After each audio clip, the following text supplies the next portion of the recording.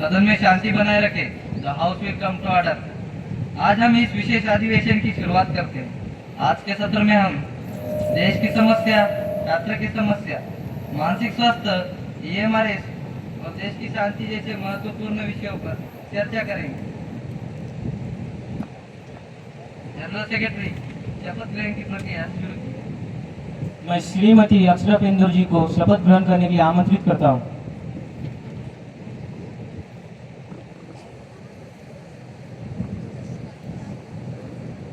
अब किस भाषा में शपथ ग्रहण करना चाहेंगे?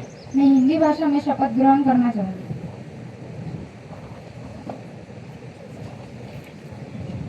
मैं अक्षरा विनोद पेंदोर, जो लोकसभा की सदस्य निर्वाचित हुई हूँ, सत्यनिष्ठा से प्रतिज्ञा करती हूँ कि मैं विधि द्वारा स्थापित भारत के संविधान के प्रति सच्ची श्रद्धा और निष्ठा रखूंगी, भारत की संप्रभुत्व और अखंडता की रक्षा करूंगी तथा जिस कार्य को मैं ग्रहण करने जा रही हूँ उसका श्रद्धापूर्वक निर्वहन करूंगी।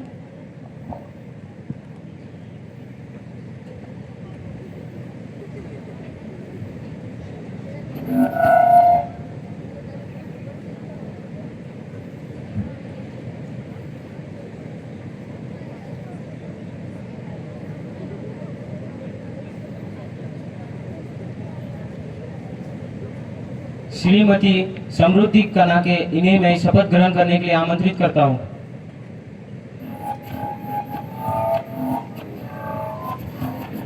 आप किस भाषा में शपथ ग्रहण करना चाहेंगे?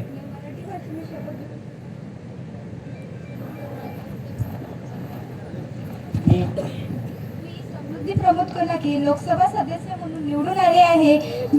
मी प्रामाणिकपणे प्रतिज्ञा करते की मी भारताच्या संविधानाबद्दल खरी श्रद्धा व निष्ठा बाळगीन, भारताच्या सार्वभौमत्व व अखंडतेचे रक्षण करीन आणि मी हाती घेतलेल्या कर्तव्याचे प्रामाणिकपणे पालन करीन।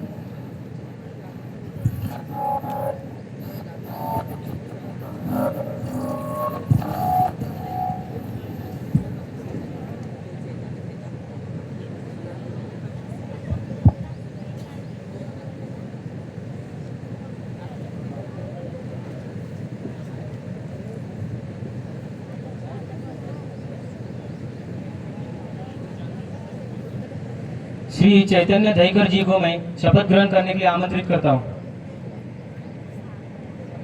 आप किस शपथ ग्रहण करना चाहेंगे? मैं शपथ ग्रहण गुजराती भाषा में करना चाहता हूँ। હું ચૈતન્ય ઈશ્વરના નામે શપથ લે છું કે હું ભારતના બંધારણ પ્રતિ સાચી શ્રદ્ધા અને વફાદારી રાખી છું। હું ભારતની સર્વભૌમતા અને કરી છું અને હું જે પદ ગ્રહણ કરી છું તેના ફરજો વિશ્વાસપૂર્વક અને નિષ્ઠાપૂર્વક નિભાવું।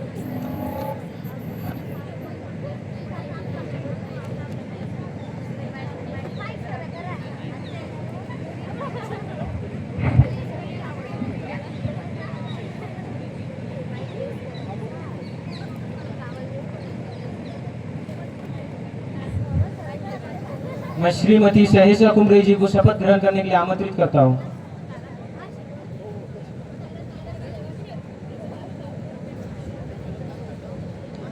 आप किस भाषा में शपथ ग्रहण करना चाहेंगे?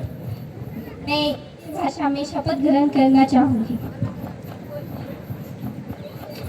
I am Sahisha Kumre, having been elected or nominated out of the people or council of state, do swear in the name of God or solemnly affirm that I will be true faith and allegiance to the Constitution of India as by law established, that I will uphold the sovereignty and integrity of India, and that I will faithfully discharge the duty upon which I am about to enter.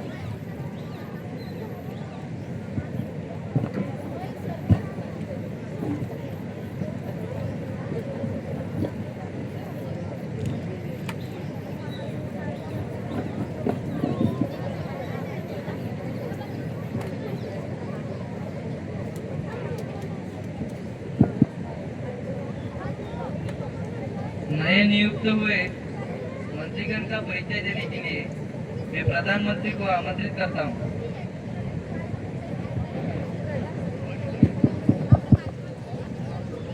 आज मैं हमारे सत्ता पक्ष के कुछ नए मंत्रियों की नियुक्ति हुई है तो मैं उनका परिचय करना चाहती हूँ।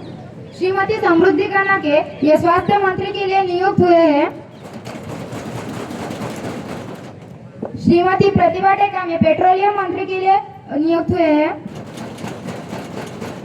श्री हर्षद ठाकुर ये विदेश मंत्री के लिए नियुक्त हुए हैं। श्रीमती गौरी उइके ये जनजातीय कार्य मंत्रालय के लिए नियुक्त हैं। श्री चैतन्य दहीकर ये समाज कल्याण मंत्री के लिए नियुक्त हैं। श्रीमती सहिषा कुमरे ये शिक्षा मंत्री के लिए नियुक्त हुए हैं। धन्यवाद। प्रधानमंत्री ने पटल पे जो प्रस्ताव दिया है वो शोक प्रस्ताव शुरू किया है। माननीय सभापति महोदय, आज इस सदन के लिए अत्यंत दुख का विषय है कि हमने महाराष्ट्र के एक प्रखर नेता श्री अजित दादा पवार जी को खो दिया है। उनका निधन देश और विदेश रूप से महाराष्ट्र के लिए एक अपूर्णीय क्षति है। अजित पवार जी ने अपने लंबे सार्वजनिक जीवन में सदैव जनहितों को सर्वोपरि रखा। उन्होंने राज्य के किसानों के कल्याण और प्रशासनिक सुधारों के लिए उल्लेखनीय कार्यशैली में दृढ़ता, स्पष्टता और परिमाण देखने की क्षमता दिखाई देती थी। वे एक ऐसे नेता थे जिन्होंने हर जिम्मेदारी को पूरी निष्ठा और समर्पण के साथ निभाया। उनकी पहचान एक कर्मठ, अनुशासित और जमीन से जुड़े हुए जननेता के रूप में रही। आज जब वे हमारे बीच नहीं है तो उनकी कमी हमेशा महसूस की जाएगी। उनका योगदान और उनके द्वारा स्थापित आदर्श आने वाली पीढ़ियों को प्रेरित करती रहेगी। इस दुख की घड़ी में मैं सदन की ओर से दिवंगत आत्मा की शांति के लिए प्रार्थना करती हूँ और उनके परिवार तथा समर्थकों के प्रति अपनी गरिमाएं व्यक्त करती हूँ। ईश्वर से प्रार्थना है कि वह उनकी आत्मा को शांति और परिवार को इस कठिन समय को सहने की शक्ति दे। ओम शांति। मैं सदन में शोक प्रस्ताव देती हूँ। नेताजी अजित पवार इनकी आत्मा को शांति देने के लिए सभी सदस्य 2 मिनट का मौन रखें।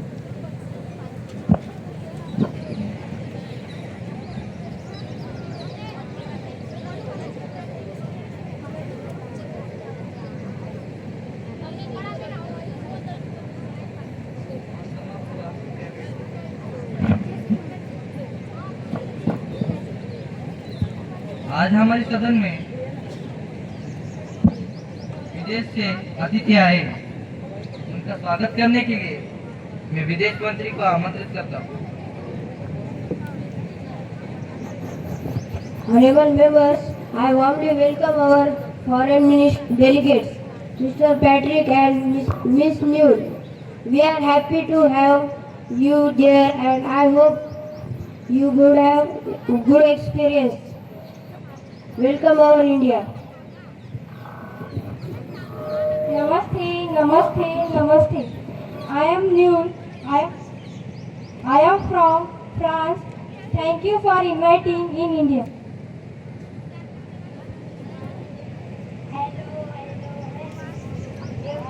Namaste, namaste, namaste. My name is Karthi. I am from France. Thank you for inviting in India.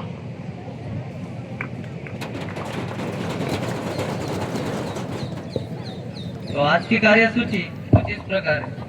प्रश्नकाल, शून्यकाल, चर्चा और प्रस्ताव। अभी प्रश्नकाल आरंभ किया जाता है। Question number 1101, miss Arpita Dhande.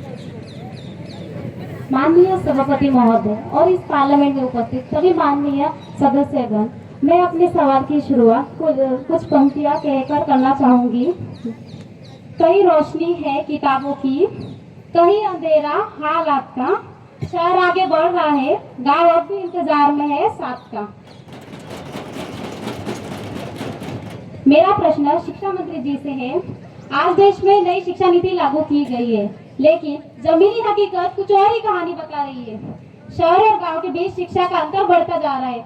जनजातीय और ग्रामीण क्षेत्रों में छात्र आज भी बेसिक फैसिलिटीज के लिए संघर्ष कर रहे हैं और छात्रों पर पढ़ाई का इतना दबाव है कि वे मानसिक तनाव में जीने को मजबूर हो रहे हैं। शिक्षा जो सपनों को उड़ान देती है, आज कई छात्रों के लिए बोझ बनती जा रही है। मैं सरकार से जानना चाहती हूँ कि एनईपी का लाभ सच में हर छात्र तक पहुँच रहा है या सिर्फ कागजों तक सीमित है, और क्या सरकार शिक्षा को केवल किताबों तक सीमित रखने के बजाय उसे जीवन से जोड़ने के लिए कोई ठोस और प्रभावी कदम उठा रही है? धन्यवाद। शिक्षा मंत्री। माननीय सभापति महोदय, मैं माननीय सदस्य जी की चिंता को पूरी गंभीरता से करती हूँ। आज का विषय केवल शिक्षा का नहीं है, यह भारत के भविष्य का विषय है। यह हर उस बच्चे के सपनों का विषय है जो अपने जीवन में कुछ बनना चाहते हैं। माननीय अध्यक्ष महोदय, जैसे कि आप देख सकते हैं, नई शिक्षा नीति एनईपी इस सोच के साथ बनाई गई है। शिक्षा अब केवल रटना नहीं बल्कि समझना है। शिक्षा अब शिक्षा नहीं बल्कि तैयारी है, और शिक्षा अब केवल डिग्री नहीं बल्कि क्षमता और आत्मविश्वास है।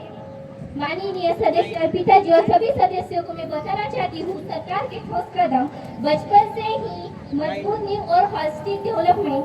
माननीय सभापति महोदय, जैसे कि अर्पिता जी ने वैसे मैं पंक्तियाँ कहना चाहती हूँ। हर बच्चे के सपनों को साकार बनाएंगे, हर बच्चे के सपनों को साकार बनाएंगे।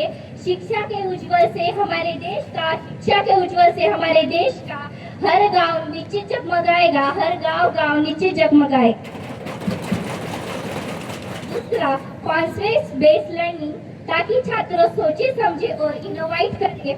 डिजिटल एजुकेशन, ऑनलाइन प्लेटफॉर्म, ई कनेक्ट दीक्षा जैसे माध्यम से हर छात्र को शिक्षा पहुंचाना और skill development and career integration, ताकि छात्र सिर्फ नौकरी खोजने वाले नहीं बल्कि अवसर बनाने वाले मिले। खास ध्यान यह हमारे ग्रामीण क्षेत्रों पर विशेष ध्यान, ताकि कोई भी छात्र पीछे न रह जाए, जो कि पूर्व सरकार का ध्यान नहीं था।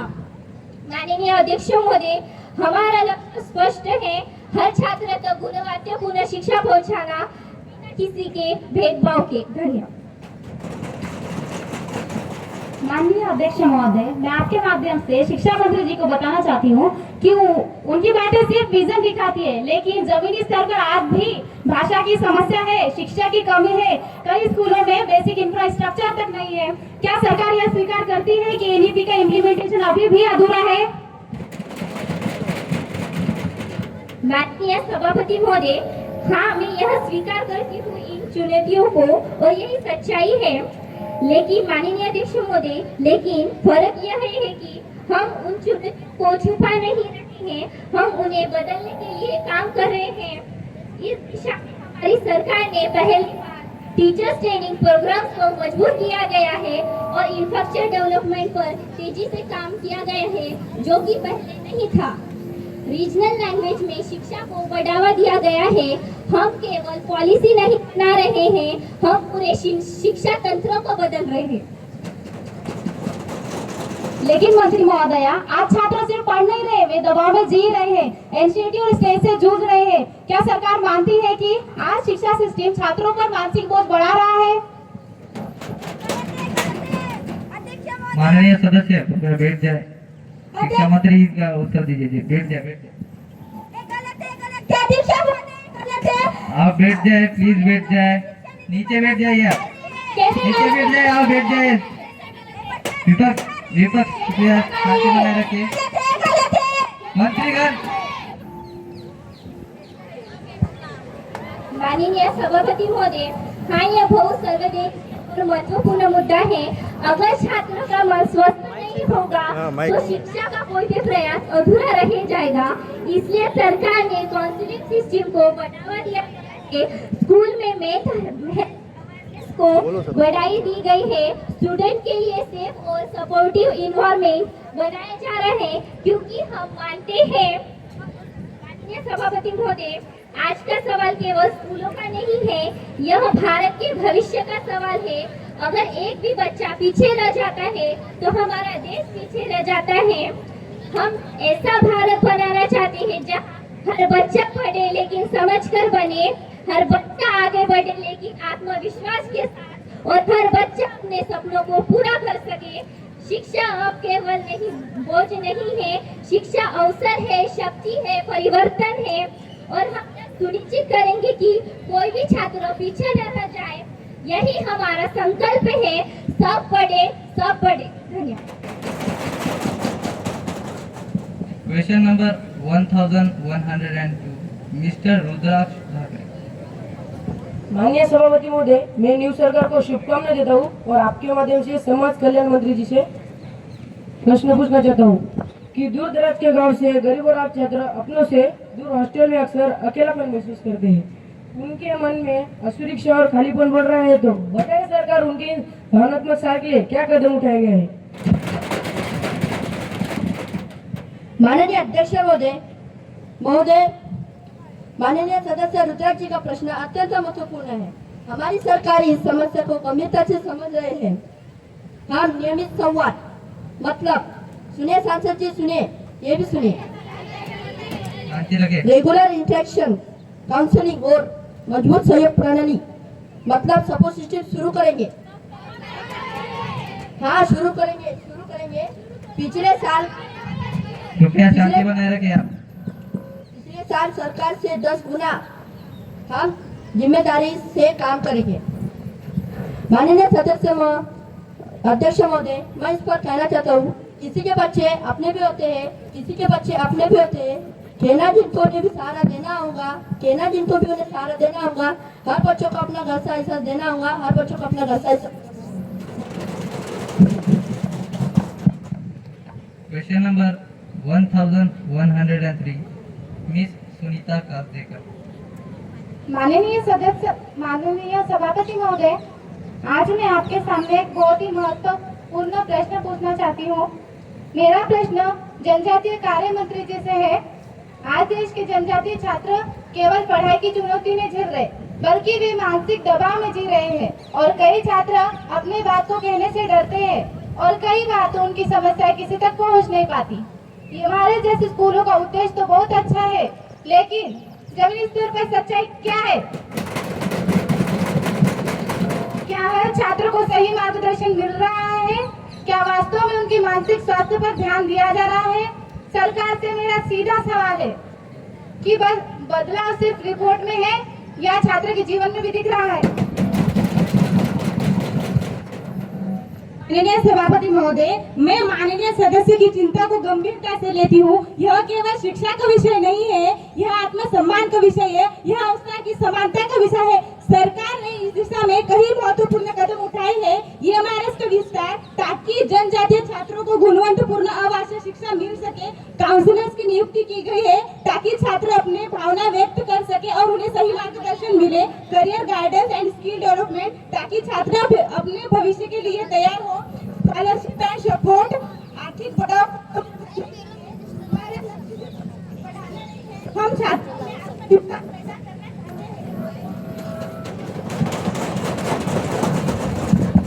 माननीय अध्यक्ष महोदय, मैं आपके माध्यम से मंत्री महोदय को बताना चाहती हूँ कि मंत्री महोदय, आपकी नीतियाँ अच्छी है, लेकिन सच्चाई तो यह है कि कई छात्र अभी भी लैंग्वेज बैरियर से जूझ रहे हैं। घर के माहौल का असर उनके मन पर पड़ रहा है और कई बार तो वो अपने डर और तनाव को किसी से कह नहीं पाते। क्या सरकार यह स्वीकार करती है कि अभी भी ग्राउंड लेवल पर काफी कुछ सुधार की जरूरत है? हाँ, मैं यह स्वीकार करती हूँ कि चुनौतियाँ है, लेकिन फर्क यह है कि हम उन समस्याओं को नजरअंदाज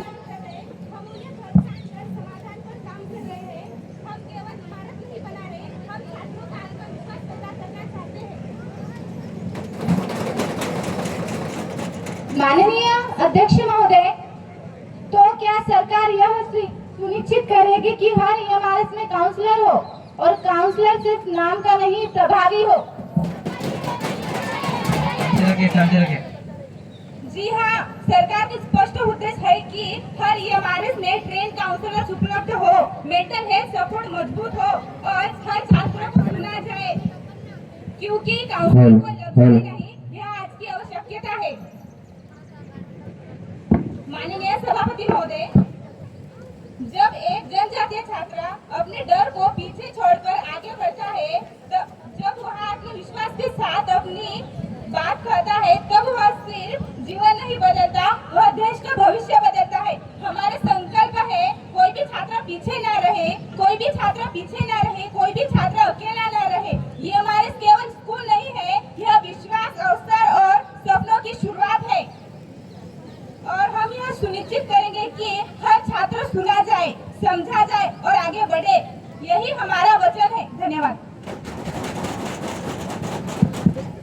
question number 1104 miss Jaya Kishori Uikey. माननीय सभापति महोदय, मेरा प्रश्न शिक्षा मंत्री जी से है कि ये हमारे स्कूलों में आदिवासी छात्रों को 12वीं तक तो स्कूल से सीबीएसई शिक्षा दी जाती है। इससे मैं सरकार से सहमत हूँ कि उन्होंने आदिवासी छात्रों के लिए सीबीएसई शिक्षा शुरू की। लेकिन उसके बाद क्या? उसके बाद तो वही छात्र उच्च शिक्षा यूजी और पीजी के लिए भटकने पर मजबूर हो जाते हैं। क्या यह उचित है कि सरकार 12वीं तक तो जिम्मेदारी ले, लेकिन आगे की पढ़ाई के लिए उन्हें असुरक्षित और असंगठित व्यवस्था में छोड़ दे? क्या सरकार ये मार्च को भी आगे बढ़ाकर यूजी और पीजी स्तर की शिक्षा शुरू करने को ठोस योजना बना रही है या नहीं? अगर शुरुआत इतनी मजबूत है तो अंत भी इतना ही मजबूत होना चाहिए। ये मार्च से बड़े बच्चे अब कॉलेज भी ये अच्छे। शिक्षा का हक अधूरा क्यों, यूजी पीजी से दूरी क्यों? शिक्षा का हक अधूरा क्यों, यूजी पीजी से दूरी क्यों? शिक्षा का हक अधूरा क्यों, यूजी पीजी से दूरी क्यों? आदिवासी छात्रों का अधिकार यूजी पीजी हर बार। यूजी पीजी हर बार। सब सदस्यों से मेरी विनती है कि शांत बैठे। माननीय सभापति महोदय, आज देश में शिक्षा को लेकर बड़े बड़े दावे की जा रहे हैं, लेकिन हकीकत तो यह है कि कई छात्र आज भी किताबें पढ़ते हैं लेकिन जीवन समझ नहीं पाते। डिग्री पढ़ रहे हैं लेकिन स्किल और कॉन्फिडेंस की कमी दिख रही है। और सबसे बड़ी चिंता की बात, छात्र अपने भविष्य को लेकर मानसिक तनाव से जूझ रहे हैं। शिक्षा जो दिशा दिखानी चाहिए आज कई छात्रों के लिए कंपटीशन बनकर रह गई है। मैं सरकार से जानना चाहती हूँ, क्या हमारी शिक्षा प्रणाली सच में जीवन के लिए तैयार कर रही है या सिर्फ परीक्षा के लिए? और क्या सरकार ऐसी कोई नई सोच लेकर आ रही है जो शिक्षा को किताबें से निकालकर जीवन की वास्तविकता से जोड़े? बताइए, सरकार के पास तो जवाब है।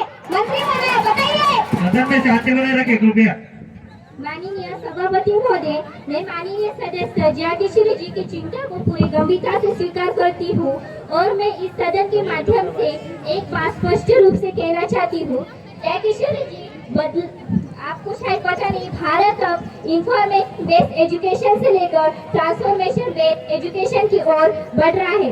अब शिक्षा केवल सब्जेक्ट तक सीमित नहीं रहेगी, हर छात्रों को सिखाया जाएगा decision making, emotional intelligence, financial literacy, real life problem solving, यानी पढ़ाई जीवन जीने की तैयारी। और हर छात्र की एक यूनिक स्ट्रेंथ पहचानी जाएंगी। स्कूल केवल टॉपर्स नहीं बनाएगा, हर छात्र उसकी क्षमता के अनुसार आगे बढ़ाएगा, क्योंकि हर बच्चा अलग है और वही उसकी ताकत है। महीने में एक दिन हर छात्र किताबों से बाहर सीखेंगे activities, field learning, skill exposure, ताकि शिक्षा सिर्फ क्लासरूम तक सीमित न रहे। हर स्कूल में काउंसलिंग सिस्टम को मजबूत किया गया है। स्ट्रेस मैनेजमेंट, इमोशनल सपोर्ट अब एजुकेशन का हिस्सा होगा, क्योंकि दिमाग शांत होगा तभी सीखना संभव होगा। छात्र अपनी लोकल लैंग्वेज को इन्फॉर्मेशन से सीखेंगे और ग्लोबल लेवल स्किल को भी डेवलप करेंगे, यानी जोड़ों से जुड़े और दुनिया से आगे बढ़े। मंत्री महोदया, आपकी बातें नई और आकर्षण है, लेकिन ग्राउंड लेवल पर आज भी टीचर शॉर्टेज है। रूरल एरियाज में रिसोर्स की कमी दिख रही है और डिजिटल ज्ञान तो साफ ही दिख रहा है। क्या यह नई सोच से भाषण समिति तक रह जाएगी? बताइए सरकार, जवाब है आपके पास में?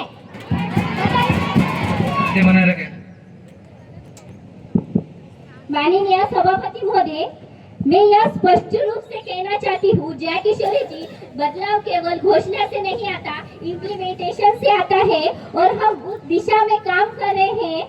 स्कूल को नई ट्रेनिंग दी जा रही है, स्कूल को धीरे धीरे रिसोर्स रिच बनाया जा रहा है, टेक्नोलॉजी को एक्सेसिबल बनाए जा रहे हैं और टीचर्स को नई ट्रेनिंग दी जा रही है। यह परिवर्तन एक दिन में तो नहीं होगा, लेकिन यह परिवर्तन निश्चित होगा। माननीय सभापति महोदय, हमारी सरकार बातें तो बड़ी बड़ी करते हैं, लेकिन कभी निभाती नहीं है। ये तो सच है ना कि सरकार हमेशा बातें बड़ी बड़ी करते हैं, पर कभी भी निभाती हुई दिखी है क्या आपको? नहीं ना।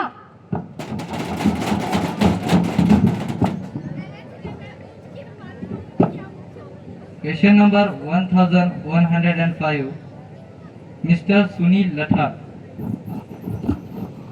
माननीय सभापति महोदय, मेरा प्रश्न महोदय पेट्रोलियम मंत्री जी से है। आज देश का आम आदमी सच में परेशान है। पेट्रोल डीजल के दाम इतने बढ़ गए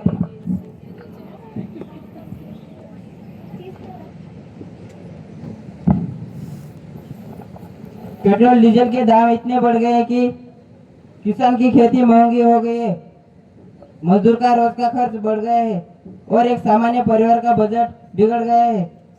महोदय, मुझे बताने के लिए दुख हो रहा है कि इस सवाल का जवाब सरकार नहीं दे पाएगी। सरकार विकसित भारत की बात कर रही है, लेकिन जमीनी हकीकत कुछ और ही कह रही है। मैं जानना चाहता हूँ, सरकार तुरंत राहत देने के लिए क्या कदम उठा रही है और क्या कोई स्पष्ट रोडमैप है जिससे भारत ऊर्जा के मामले में सच में आत्मनिर्भर बन सके। मिनिस्टर।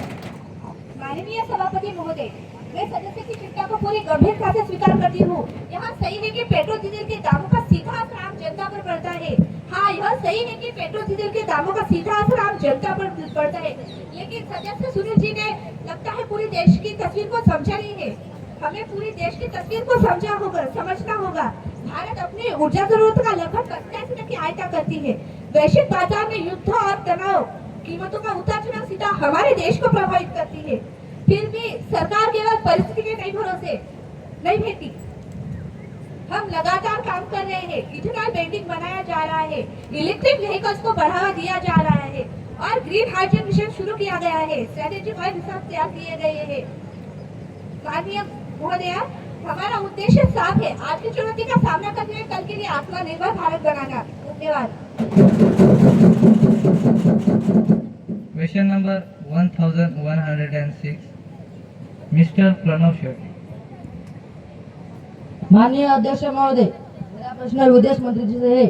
पश्चिम एशिया में जिस तरह से हालत लगातार बिगड़ रही है, वहाँ रह रहे हमारे भारतीय नागरिकों के मन में डर और असुरक्षा का माहौल बन गया है। क्या सरकार यह बता सकती है कि वहाँ से भारतीयों से सीधा संपर्क किया जा रहा है? क्या उनकी वापसी का कोई ठोस और समयबद्ध योजना तैयार है? और सबसे महत्वपूर्ण, अगर स्थिति और गंभीर होती है तो क्या सरकार तुरंत कार्रवाई करने के लिए पूरी तरह तैयार है? माननीय सभापति महोदय, माननीय सदस्य प्रणव जी तो हमारे बचपन के मित्र हैं। हम एक ही कक्षा में पढ़े और हम सब जानते हैं यह सांसद है। यहाँ सवाल जवाब चलता ही रहता है। वे जब से सांसद में आए हैं, उनका दिमाग बौखला गया है। सदस्य प्लीज माइंड योर लैंग्वेज। माननीय सभापति महोदय, माननीय सदस्य प्रणव जी ने जो सवाल पूछा है उनका मैं जवाब बताना चाहता हूँ। जो सवाल आपने पूछा है वो बहुत चिंता और गंभीर सवाल है, क्योंकि यह सिर्फ एक मुद्दा नहीं है बल्कि हमारे देश की सुरक्षा और उनके परिवार की चिंता से जुड़ा हुआ विषय है। मैं इस सदन की आश्वासन करना चाहता हूँ कि भारत सरकार हर पल स्थिति पर नजर बनाए रखे हुए है। और प्रणव जी, आप ये भी सुनिए, वहाँ मौजूद भारतीय नागरिकों के से लगातार संपर्क बनाए रखा हुआ है। सभी को हाई अलर्ट पर रखा हुआ है। एडवाइजरी जारी रखी गई है ताकि लोग सुरक्षित स्थानों पर रह सके। 24 घंटे हेल्पलाइन नंबर शुरू किया गया है और यदि हालत और बिगड़ती है तो सरकार पूरी तरह से तैयार है कि तत्काल निकासी अभियान शुरू किया जाए, जैसे हमने पहले भी सफलतापूर्वक किया है।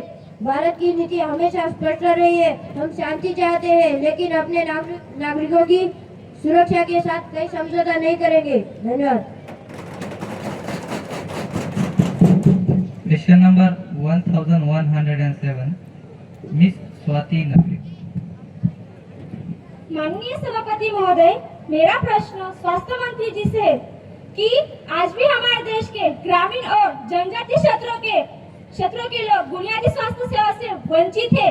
एक तरफ शहरों में आधुनिक और बेहतर अस्पताल है, लेकिन दूसरी तरफ गांवों के लोग छोटी छोटी बीमारी के इलाज के लिए अभी भी काफी संघर्ष करना पड़ता है।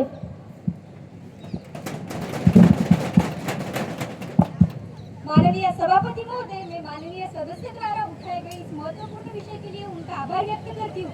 यह सिर्फ स्वास्थ्य का मुद्दा नहीं बल्कि देश के हर नागरिक के जीवन से जुड़ा हुआ विषय है। सरकार इस असमानता को गंभीरता से लेते हुए कई ठोस कदम उठा रही है। सबसे पहले ग्रामीण और जनजातीय क्षेत्रों में क्लिनिक की संख्या बढ़ाई जा रही है। स्वास्थ्य सेवाएं लोगों के दरवाजे तक पहुंच सके।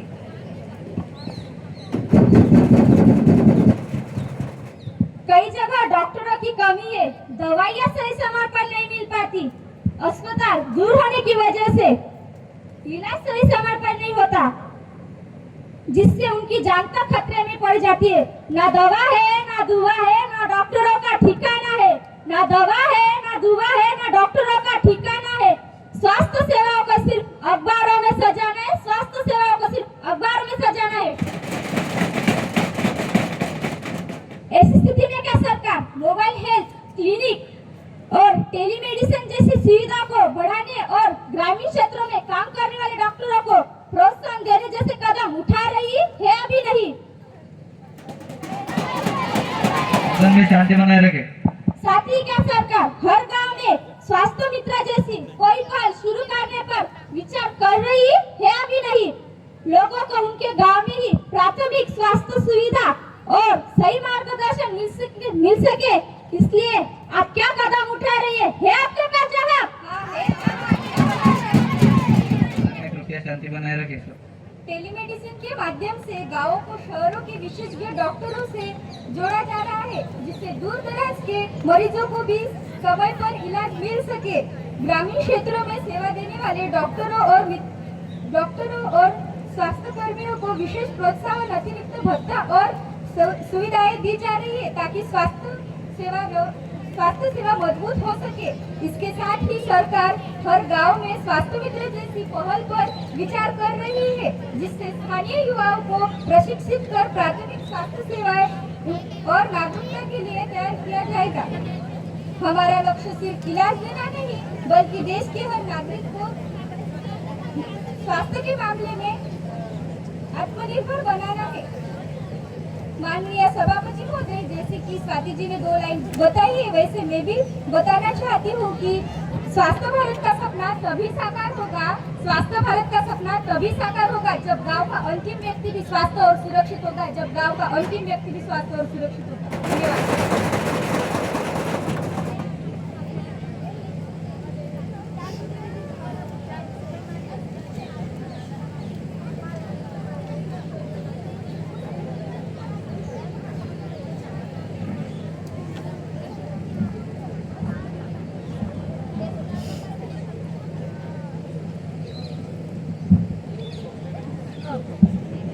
अब शून्यकाल आरंभ किया जाए।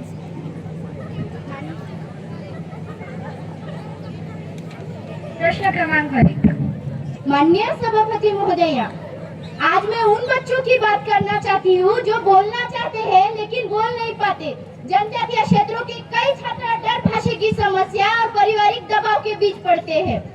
कई बार वे अपनी समस्या किसी से कह भी नहीं पाते और धीरे धीरे उनका आत्मविश्वास टूटने लग जाता है।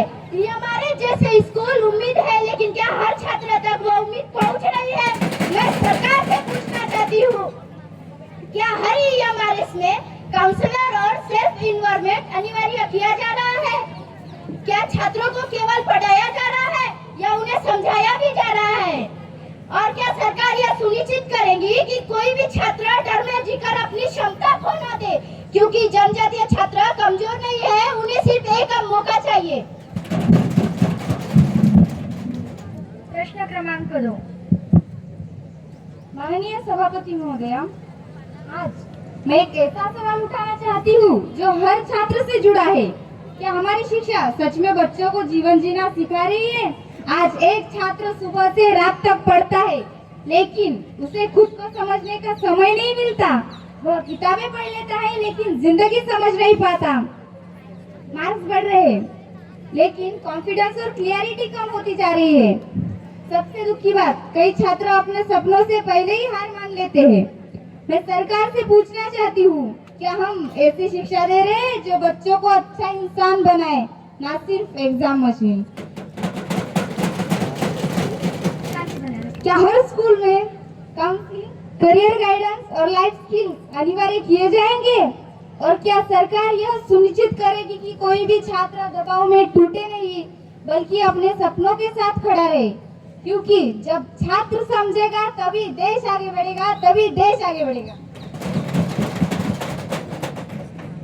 प्रश्न क्रमांक 3। माननीय सभापति महोदय, आज का सबसे बड़ा सवाल है, पढ़ाई के बाद क्या तो उसके बाद क्या। लाखों युवा डिग्री लेकर निकलते हैं लेकिन उनके हाथ में काम नहीं होता, तो यह सिर्फ बेरोजगारी नहीं अध्यक्ष महोदय, बल्कि यह सपनों का टूटना भी है। जब एक युवा अपने परिवार की उम्मीद है, तो तब जब बेरोजगार बैठा है तो उसका आत्मविश्वास भी टूट जाता है। तो मैं सरकार से यह पूछना चाहती हूँ कि क्या शिक्षा को सीधे रोजगार से जोड़ने की ठोस योजना है? क्या सरकार हर जिले में स्किल बेस्ड अपॉर्चुनिटीज बनाई जाएगी? और क्या सरकार ये सुनिश्चित करेगी कि कोई भी युवा डिग्री लेकर घर न बैठे बल्कि अपने पैरों पर खड़ा हो? क्योंकि जब युवा आगे बढ़ेगा तभी भारत आगे बढ़ेगा, जब युवा आगे बढ़ेगा तभी भारत बढ़ेगा। तो मैं 2 लाइन सुनाना चाहती हूँ, तो सुनिए अध्यक्ष महोदय। बताइए। यह सिर्फ सवाल नहीं बल्कि यह देश की भविष्य की आवाज है, धन्यवाद अध्यक्ष महोदय। प्रश्न क्रमांक 4। माननीय सभापति महोदय, मैं शून्यकाल के माध्यम से एक अत्यंत महत्वपूर्ण विषय पर सदन का ध्यान आकर्षित करना चाहता हूँ। आज दुनिया तेजी से बढ़ती जा रही है, युद्ध, तनाव और अनिश्चितता बढ़ती जा रही है, लेकिन इस बदलती दुनिया में भारत की आवाज क्या है? जब कोई युद्ध होता है तो सबसे डरता है हमारे वह सुरक्षित है या नहीं। विदेश नीति केवल का सवाल है। मैं सरकार से पूछना चाहता हूँ, भारत क्या सिर्फ प्रतिक्रिया देगा या वैश्विक शांति में नेतृत्व करेगा? क्या हर भारतीय नागरिक, चाहे वो दुनिया के किसी भी कोने में हो, खुद को और अपने परिवार को सुरक्षित महसूस कर सकता है? और क्या भारत एक ऐसा ताकत बनेगा जो दुनिया जोड़ने का काम करे, तोड़ने का नहीं? क्योंकि मजबूत विदेश नीति सिर्फ देश की नहीं, हर भारतीय की सुरक्षा। प्रश्न क्रमांक 5। माननीय सभापति महोदय, आज मैं पेट्रोल डीजल की कीमतों की बात नहीं कर रहा, मैं आम आदमी के जीवन की बात कर रहा हूँ। एक किसान जो अपने खेत तक जाने के लिए संघर्ष करता है, और एक मजदूर, उसका रोज का खर्चा बढ़ता ही जा रहा है, और एक छात्र जो महंगे सफर के कारण अपने पढ़ाई से दूर जाता है। क्या ऊर्जा आज जरूरी नहीं बल्कि बहुत बढ़ता ही जा रहा है? और सबसे बड़ा सवाल, क्या भारत हमेशा दूसरों के तेल पर निर्भर रहेगा? मैं सरकार से पूछना चाहता हूँ, क्या कोई ऐसा मॉडल तैयार किया जा रहा है जहाँ गांव के किसान खुद एनर्जी प्रोड्यूस बन सके? क्या सोलर, बायोगैस और लोकल एनर्जी सिस्टम को हर गांव तक पहुंचाया जाएगा? और क्या सरकार ये सुनिश्चित करेगी कि ऊर्जा सिर्फ शहरों का सुविधा नहीं, हर गांव की अधिकार बन सके? क्या ऊर्जा महंगी होगी तो सपने भी महंगे बन जाए? हम आपकी समस्याओं को समझ रहे हैं, इन समस्याओं पे हम जरूर हल निकालेंगे। हम आपसे वादा करते हैं, जो आपने समस्या बताई है हम उन पे वादा उसे निश्चित निभाएंगे। अब ध्यानाकर्षण प्रस्ताव शुरू किया जाए। माननीय अध्यक्ष महोदय, आज पूरे दिन हमने कई मुद्दों पर चर्चा की, लेकिन मैं आज एक ऐसी बात करना चाहती हूँ जो हर घर में महसूस की जाती है। पीढ़ियों के बीच बढ़ती दूरी, जात और प्रांत के नाम पर बनती दीवारें। आज समस्या यह नहीं है कि हम अलग हैं, आज समस्या यह है कि हम एक दूसरे को समझ नहीं रहे हैं। बातों से रिश्ते बनते हैं, खामोशी से फासले बढ़ जाते हैं। माननीय सभापति महोदय, अगर हमें सच में एक मजबूत भारत बनाना है तो हमें केवल सोच नहीं बदलनी होगी, हमें सिस्टम भी बदलना होगा। इसलिए आज मैं सदन के समक्ष कुछ ठोस प्रस्ताव रखना चाहती हूँ। हर स्कूल और कॉलेज में महीने में एक दिन संवाद दिवस होगा, जहाँ छात्र, शिक्षक, माता पिता खुलकर बात करेंगे। इससे जनरेशन गैप कम करने में काम होगा, क्योंकि जहाँ संवाद होता है वही समाधान होता है।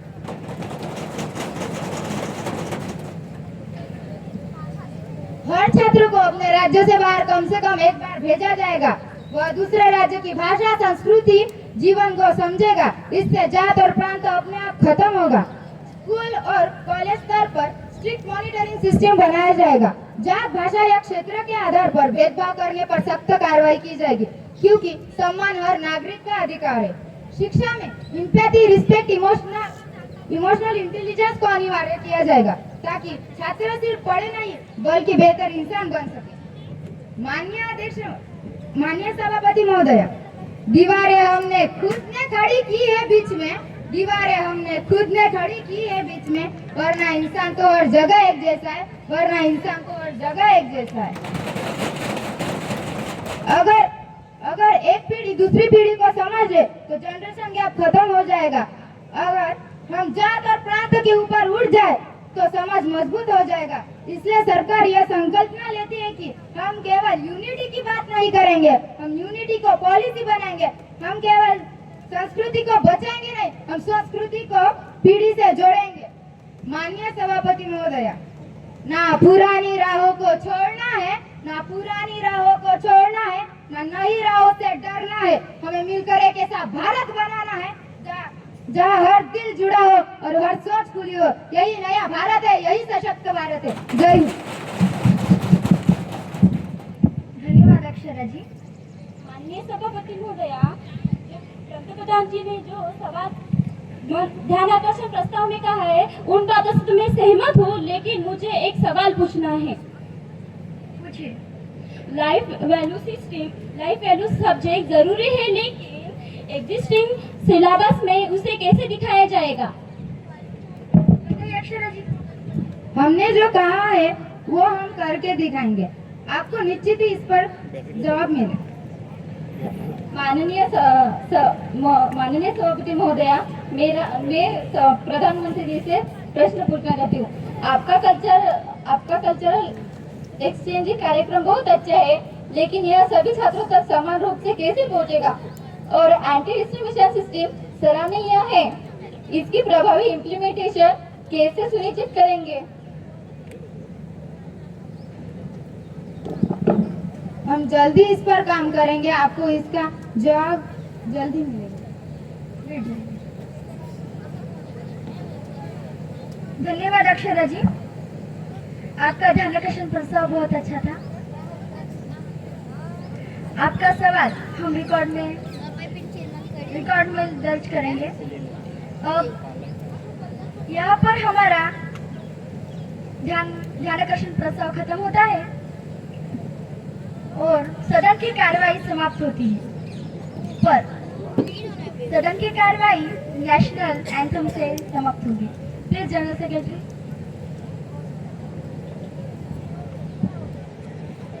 सभी सदस्यगण खड़े हो जाएं।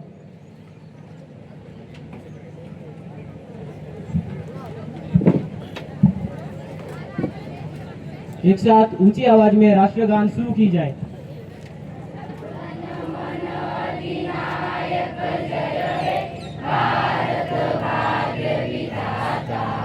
पंजाब सिंध गुजरात मराठा द्राविड़ उत्कल बंग विंध्य हिमाचल यमुना गंगा उच्चल जलधि तरंग तव शुभ नामे जागे तव शुभ आशीष मागे गाए तव जय गाथा जन गण मंगल दायक जय हे भारत भाग्य विधाता जय हे जय हे जय हे जय जय जय जय हे।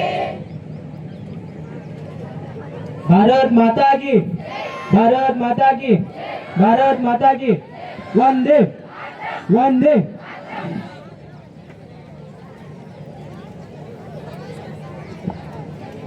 थर्ड सेशन समाप्त हो चुका है और काफी शानदार प्रस्तुति रही। ये हमारा चिकनदारा